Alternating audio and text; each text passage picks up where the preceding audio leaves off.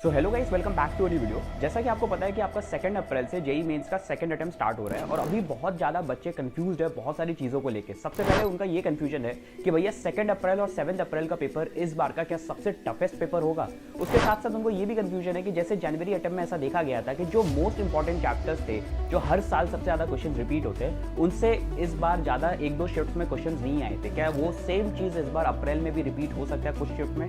उसके साथ साथ बच्चे ये चीज़ को भी लेके कंफ्यूज है कि भैया हमें क्या शिफ्ट वाइज क्या स्ट्रैटेजी फॉलो करना है, कि अगर हमारा 3 अप्रैल को तो उसके लिए क्या स्ट्रैटेजी डिफरेंट रहेगा, क्या फॉलो करना है, ये बहुत सारी कंफ्यूजन है। तो आज इस वीडियो में मैं आपके सारे डाउट्स क्लियर करूंगा। उसके साथ साथ बताऊंगा कि आपको डेट वाइज क्या स्ट्रैटेजी फॉलो करना है, क्या आपको डिफरेंट कर रहा है। कि वीडियो स्टार्ट करते हैं उससे पहले कमेंट सेक्शन में बता देना कि आपका एग्जाम डेट एग्जैक्टली क्या है और उसके साथ साथ क्या आपका टारगेट है इस बार सेकंड अटेम्प्ट में। So let's start this video without any delay.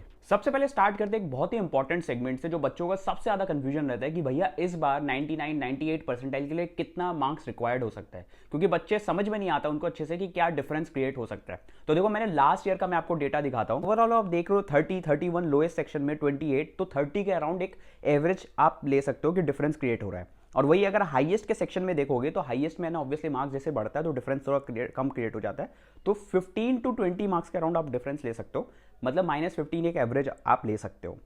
बाकी यार इसी डेटा से आप इस बार जो जनवरी अटेम्प्ट का मार्क्स वर्सेस परसेंटाइल का जो आपको साइड में दिख रहा होगा, आप उससे प्रेडिक्ट कर सकते हो कि इस बार आपको अप्रैल में कितना डिफरेंस दिखाई दे सकता है हाईएस्ट मार्क्स और लोएस्ट मार्क्स का। आप अगर आप वो डेटा लेके कैलकुलेट करते हो तो इससे आपको एक आइडिया मिल जाएगा कि 99 परसेंटाइल अगर आपको चाहिए तो कितना मार्क्स लाना होगा, सिमिलरली 98, 97 के लिए कितना मार्क्स इस बार लाना होगा। अब देखो यार, बच्चे बहुत ज़्यादा स्मार्ट है क्योंकि पता है कि जेई एस्पिरेंट्स है। अब वो क्या कर रहे हैं कि 22 का शिफ्ट 1 लास्ट टाइम जनवरी में 158 मार्क्स में 99 परसेंटाइल बना। अब वो इसको रिलेट कर रहे हैं 2 अप्रैल के शिफ्ट 1 से और बोल रहे हैं कि भैया क्या इस पे भी सेम ऐसे ही मार्क्स वर्सेस परसेंटाइल दिख सकता है कि पेपर बहुत टफ आएगा और बहुत कम नंबर में हमारे 99 परसेंटाइल बन जाएंगे, ऐसा सेम चीज़ होगा। तो यार एक चीज समझो कि 22 का शिफ्ट 1 में पहले तो सिंस फर्स्ट पेपर था, पेपर उतना टफ नहीं था, फर्स्ट पेपर था, बच्चे थोड़ा सा नर्वस रहते ही है, तो उसके कारण ये डिफरेंस दिखाई दिया, तो इसलिए 158 मार्क्स में बना। और अगर आप सही से देखोगे तो 28 का शिफ्ट 1 का आपका बना था 148 मार्क्स में 99 परसेंटाइल। ये रियली टफ शिफ्ट था। क्वेश्चन जो थे वो कुछ इंपॉर्टेंट टॉपिक्स के बाहर से भी क्वेश्चन आए थे। तो ऐसा जरूरी नहीं है कि 28 का शिफ्ट 1 आप 7 अप्रैल का शिफ्ट 1 से रिलेट कर दोगे। ये पेयरिंग सब मत करो, क्योंकि हमें ये नहीं पता कि कौन सा पेपर टफ होगा, वो टोटली एनटीए ने बनाता है, तो एनटीए को पता है कि एक्चुअल में कौन सा हो सकता है। और दूसरी बात देखो, अभी आपको क्या करना है, सबसे पहले आपको दिखाई दे रहा है मोस्ट इंपॉर्टेंट चैप्टर्स की लिस्ट। अब ये देखो, मोस्ट इंपॉर्टेंट चैप्टर्स जो भी मैं बता रहा हूँ ये जनवरी के बता रहा हूँ, क्योंकि हर बार ऐसा देखा जाता है कि जो जनवरी का पेपर होता है और अप्रैल का पेपर ऑलमोस्ट सिमिलर सा होता है। तो अगर आप जनवरी के मोस्ट इंपॉर्टेंट चैप्टर्स देखोगे तो उससे आपको आइडिया लगेगा कि आप कोई भी चैप्टर्स मिस तो नहीं कर रहे हो। अब जैसा कि आप मोस्ट इंपॉर्टेंट चैप्टर्स देख रहे हो, अब आपको इसमें क्या करना है, देखो ऑब्वियसली हमारे पास इतना टाइम नहीं है कि हम कोई भी नया चैप्टर उठाए उसको करें, क्योंकि मैं अभी यही चीज बोलूंगा कि नए चैप्टर्स कुछ भी करने का इतना टाइम नहीं है, अवॉइड करो। अगर आपका पेपर सेकंड है, थर्ड है, जो भी डेट को है, मैं बोलूंगा नए चैप्टर्स प्लीज मत पिक करना। बट हाँ, ऑब्वियसली आप नए टॉपिक्स पिक कर सकते हो अगर आपको पता है ये चैप्टर इंपॉर्टेंट और इस चैप्टर में सबसे ज़्यादा वेटेज इस टॉपिक का है, तो वो मैं बोलूंगा वो कर लो, क्योंकि टॉपिक कंप्लीट करने में ज़्यादा टाइम नहीं लगेगा। आपको थोड़ा सा थ्योरी देखना होगा, क्वेश्चन सॉल्व करना होगा और आपको टॉपिक हो जाएगा। बहुत सारे ऐसे टॉपिक्स होते हैं, जैसे वेक्टर्स 3D में देखोगे बहुत सारे टॉपिक्स होते हैं जिससे एनटीए स्पेसिफिकली क्वेश्चन पूछता ही है। तो इसलिए मैंने क्या किया, सारे जितने जेईई मेंस के चैप्टर्स हैं सबके इंपॉर्टेंट टॉपिक साइड में बता दिए।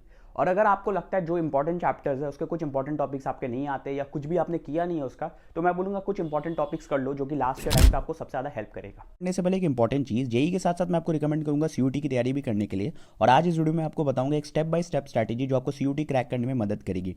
और सबसे बड़ा secret, test coach by S Chand, introduce by S Chand group, जो आपको प्रिपरेशन को और भी स्मार्ट और इफेक्टिव बनाएगा। सबसे पहले सीयूटी एग्जाम का सिलेबस और पैटर्न समझना जरूरी है। आपको जनरल टेस्ट, लैंग्वेज और डोमेन सब्जेक्ट्स का प्रिपरेशन करना होगा। पहले सिलेबस देखो और डिसाइड करोगे कौन सा सब्जेक्ट पे फोकस करना है। और यहाँ आता है टेस्ट कोच बाय एस चंद, जो आपको अपडेटेड सीयूटी सिलेबस के हिसाब से बेस्ट स्टडी मटेरियल्स और मॉक टेस्ट प्रोवाइड करता है। अब एक स्मार्ट स्टडी प्लान बनाओ, रोज का टाइम फिक्स करो, 2-3 घंटे कंसेप्ट बिल्डिंग के लिए, 1 घंटा प्रैक्टिस क्वेश्चन के लिए और 1 घंटा मॉक टेस्ट के लिए। और अगर आपको एग्जाम लेवल क्वेश्चंस प्रैक्टिस करना है तो टेस्ट कोच का एक्सपर्ट डिजाइन मॉक टेस्ट आपका बेस्ट रहेगा। जितनी प्रैक्टिस करोगे उतना बेटर स्कोर होगा। मॉक टेस्ट से आप रियल टाइम एक्सपीरियंस ले सकते हो और वीक एरियाज पे आइडेंटिफाई कर सकते हो। इसलिए टेस्ट कोच के सीयूटी मॉक टेस्ट अटेम्प्ट करो, अपना स्कोर इंप्रूव करो और 100% एग्जाम रेडी बनो। तो दोस्तों, अगर आप सीयूटी क्रैक करना चाहते हो तो अभी test coach by S Chand group join करो और अपने प्रिपरेशन को शुरू करो। लिंक डिस्क्रिप्शन में। अब तैयारी होगी स्मार्ट और सक्सेस होगी श्योर। सबसे इंपॉर्टेंट चीज बता देता हूँ कि रिवीजन में सबसे ज्यादा ध्यान देना है। रिवीजन अभी सबसे इंपॉर्टेंट चीज है।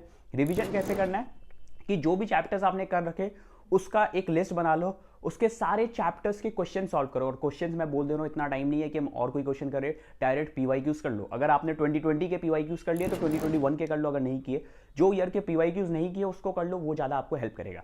और रिवीजन के बाद एक और इंपॉर्टेंट चीज़ है कि आपको फॉर्मूला शीट्स हो गए, शॉर्ट नोट्स हो गए, ये अरेंज रखना है, क्योंकि लास्ट के 1 डे 2 डे 3 डेज पहले आपको यही सब चीज़ें देखना है सबसे ज़्यादा।